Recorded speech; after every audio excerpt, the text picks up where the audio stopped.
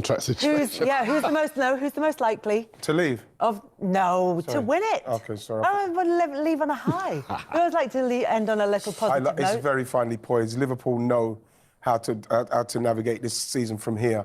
Arsenal are still trying to chase. City have got a lot of work to do. Are you looking at Liverpool and thinking they've got a wobble? They've not had a wobble yet. They're going to have to have one. We've seen that Southampton caused them a little bit of problems, but they still got the job done because our poor Southampton weren't still playing out the back. I can't see it.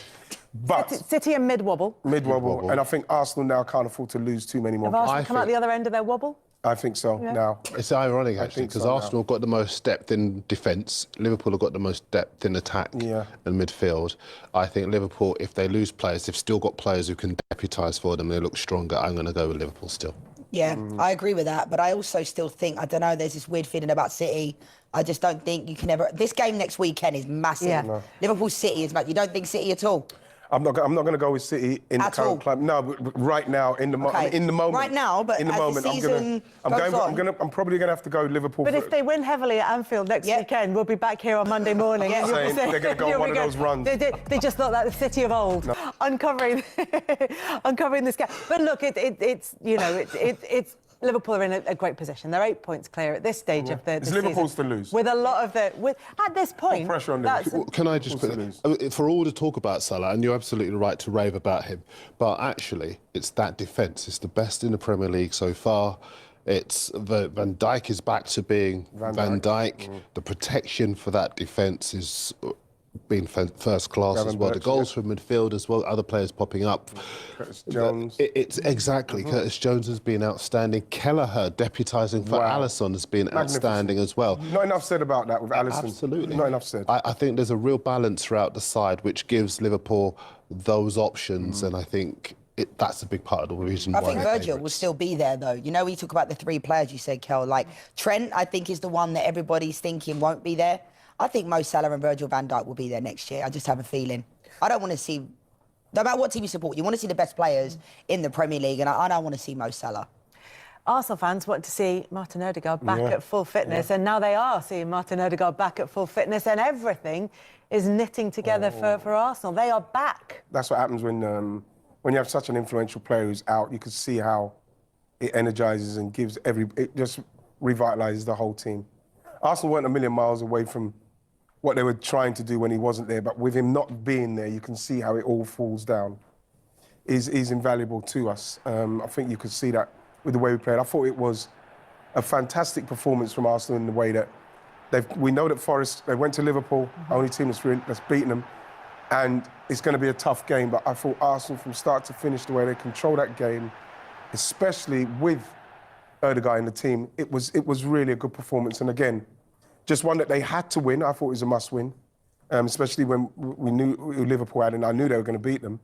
Didn't see the City one coming. But the fact is, Arsenal did the business, and it was very professional. Does it remind you of Bergkamp? Because he's important to the side as Bergkamp was to Arsenal. I think so, and I think that you could see that in the way he was just everywhere, and the passes through the lines, you know. And then when he came off, and again, Arsenal took a big chance on getting rid of Emile Smith-Rowe and Vieira as number 10s, because they've said 1 year he's ready, and they've taken him out, and 1 year he's come on, and yes, he scored his goal, but he looks the same. He's taken up the same positions.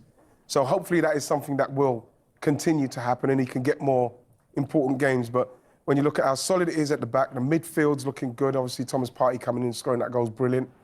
But I just think up front, Saka is, like I say, I mentioned Savinho at City. If Saka went games playing like 15 games, he's gone nothing from Savinho. Saka, if he goes 25 minutes, it's a massive story. Yeah. The way he does not get the credit for what he does. He is fantastic for us, and he's fantastic again the other day. I mean, that goal that he scored, I mean, I think Martin Odegaard and her telepathy they have between each other, I think is on a different level. Yeah. And they do say the best players find each other, but they just seem to find each other all the time. It's funny you should bring up Dennis Bergkamp and Martin Odegaard, because my dad called me a couple of years ago. He's a Gooner, as you know. And he said to me, darling, I think we found the closest thing to Dennis Bergkamp. And I was like, yeah, all right, Dad.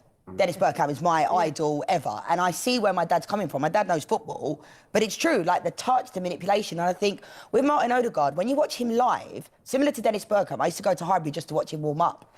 Like, you have this feeling, the way they manipulate the ball, they always know. They're like 3 or 4 steps ahead. Not just 2 or 3 passes ahead, like we're talking 3 or 4. You know, Martin Odegaard's preparation touch, his ability to have his head up, you know, be able to see 3 angles of the pitch at all times. Like, he's on a different level. Did you, Martin once you Odegaard. finished the warm-up, did you just leave? Or- After, when you were there, yeah. When you were there, yeah. No, but, you know, there's some players, you know, they're Yeah, but he's the special same. players. He's special. I'd probably put Pogba in there. I'd put Mesut Ozil in there. Put Odegaard in there. If you can have an isolated camera, it's a beautiful thing to watch. Obviously, Zidane, the ultimate, but be unbelievable player to watch in the way that he manipulates the ball and gets other players moving. Right, come on then.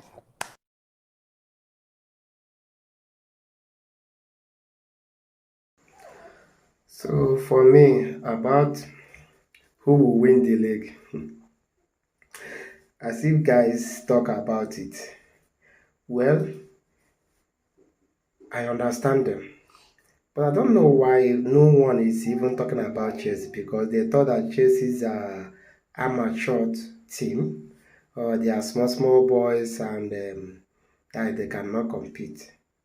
They talk, even they jump Chelsea and talk about Arsenal, because they feel that Arsenal have been there for 2 to 3 years in top 4, so they can compete more than Chelsea.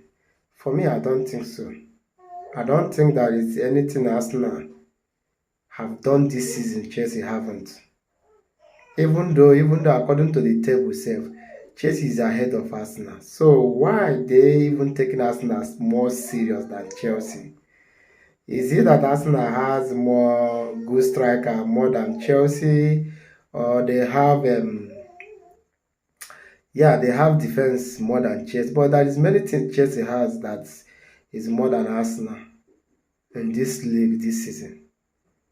Even in the goal, say Chelsea have scored goal more than Arsenal.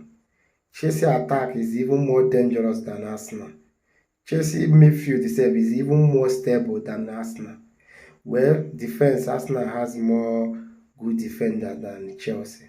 So I don't know why when they are talking about the league, according to the table right now, they are not even mentioning Chelsea. Even when Chelsea is ahead of Arsenal, they even jump Chelsea and talk of Arsenal.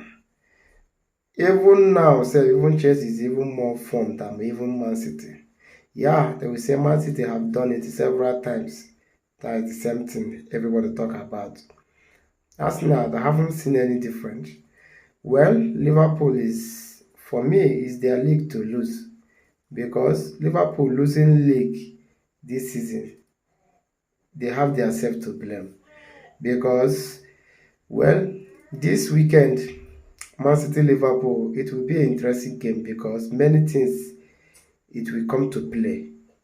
If Man City lost that game, honestly, I believe that Liverpool is in their hand to lose, because if they win Man City, I don't see Liverpool losing this league.